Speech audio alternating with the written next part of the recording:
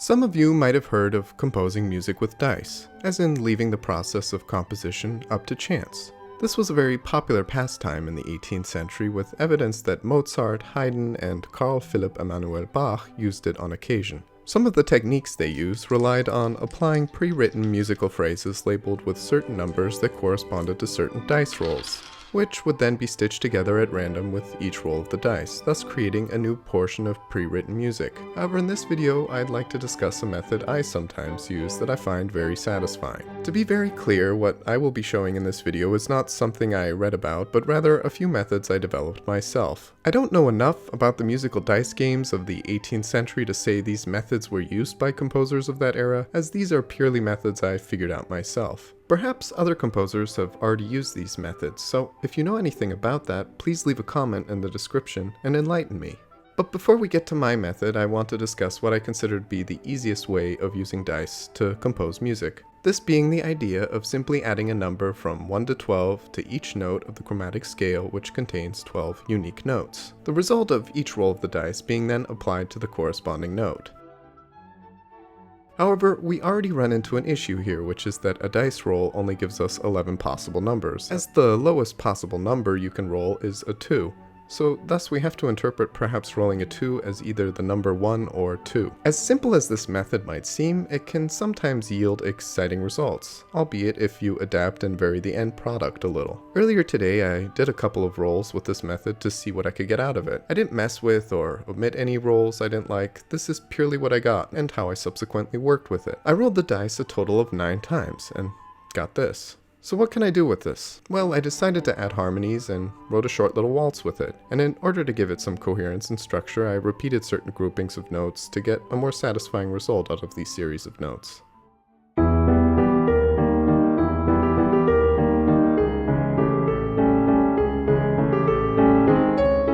This is a fun and useful method to employ sometimes, especially if you're struggling to develop a theme. But now I'd like to discuss the 3 methods I assume I developed myself. Once again, I'd like to state that it is very much possible that these methods were already developed, as they seem somewhat obvious to me, but I have yet to come across a written explanation that is comparable. Also, I really promise I only did these dice rolls once for each method. I didn't do 50 different series of rolls until I found something that worked.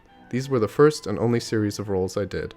Otherwise, what would be the point of these methods if you had to do it over and over and over again until the rolls generated something usable? For the first method, let's remove one die and use only one single die. In this case, we have only 6 possible numbers we can roll. Instead of applying each number to a certain tone, I will apply each number to an interval, 1 being the unison, 2 the interval of the second, 3 the interval of the third, and so on all the way to the interval of the 6th. In this case, each roll gives me an interval.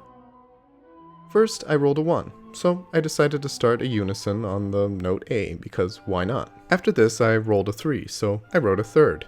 Instead of using the note A again and writing a third above it, I follow some basic counterpoint and move both notes stepwise away from each other. Here we begin to see that this method is about purely generating intervals, and thus it's my job as the composer to figure out which notes follow the previous intervals in a somewhat logical way. Next, I rolled a 6, and by following some simple counterpoint, moved the upper voice up a half step and the lower voice down a minor third, giving me a major 6th interval. Then I rolled a 5, and this is where I got lucky for a couple of rolls, as I then rolled another 6 and then another 5. In this case, I know the typical contrapuntal pattern of 6-5-6-5 would be of help, so followed the contours of that pattern until I rolled a 2. Now I had a dissonant interval, and I had to be somewhat careful. So at this point I stopped rolling the die, as I needed to resolve the second in a logical way, which led me to do this, which gives me this short little passage of note against note counterpoint.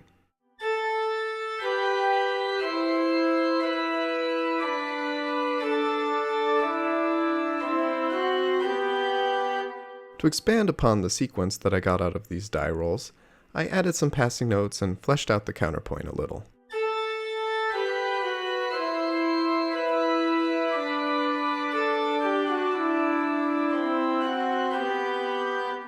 For the second method, I use both die, and follow the same idea of using numbers to generate an interval. However, this will give us additionally the intervals of the 7th, 8th, 9th, 10th, 11th, and 12th, whereby it should be noted that the intervals of the 9th through 12th can be interpreted as the intervals of the 2nd through 5th, moved up an octave. So in this case, depending on where your contrapuntal line is taking you, a smaller interval might be preferable, so instead of writing a tenth, you'd write a third, and so on. Also, the interval of the eighth can also be interpreted as either the octave or unison. Once again, this depends on the dice rolls and contrapuntal line you have written up until the moment you roll an 8, so it requires some thought by the person rolling the dice. I rolled the dice a total of 8 times, and this is what happened.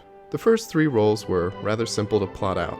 However, the 4th roll yielded a 7, which presented me with a dissonant 7th. I could do a free counterpoint option of jumping up to the 7th from the interval of the 5th before, but this is just kind of clumsy, so it'd be better to add a 6th before it to smooth out the dissonance. Next I rolled a 5. This gives me a 5th after a 7th, which is also somewhat unpleasant, so I put another 6th in between to once again smooth things out. See, when using this method of writing, you sometimes need to fill in good voice leading to smooth out the randomness, but nonetheless, chance is still very much a part of this method. However, the next few rolls yielded pleasant results, and I was able to finish off the sequence quite nicely.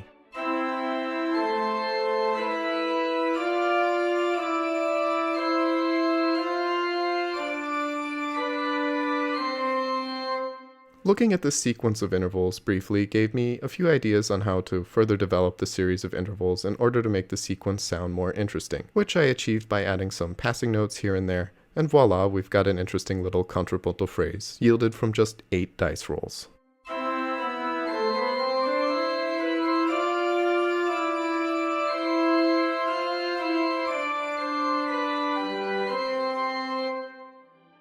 The final method uses both die again, and instead of giving me information on possible intervals, this method can also generate chords. I'll explain if that might seem complicated. In figured bass, we often see inversions of chords written as such.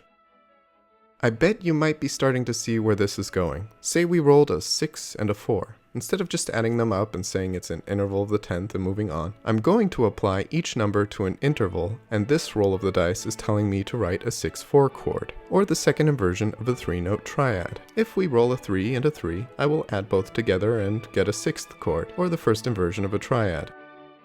If I roll a 2 and a 3, I add both together and get a 5, which is the equivalent to a voicing of root position in figured bass.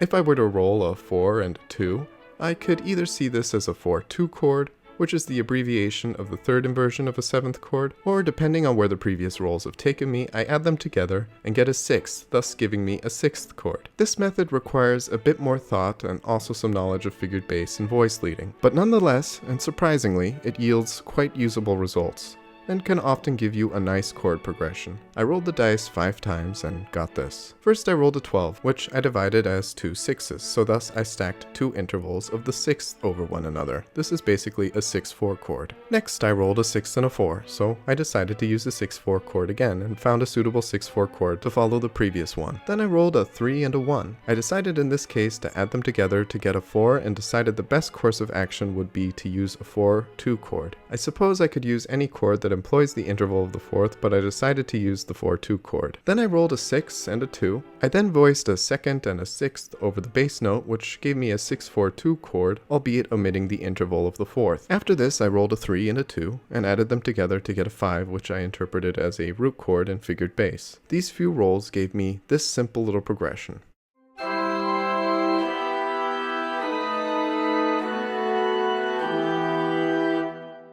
I once again added some passing notes and smoothed things out with some basic counterpoint to liven up the progression.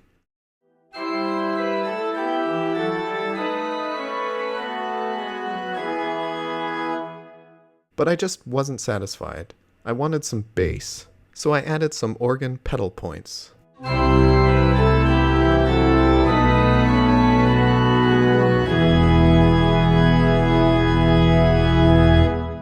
Alright, that's more like it. This final method is the most difficult, but ultimately the most pleasing, as it requires more thought and work by the composer, as you are essentially generating a figured bass pattern void of notes and trying to fill it in. It truly is a great musical puzzle.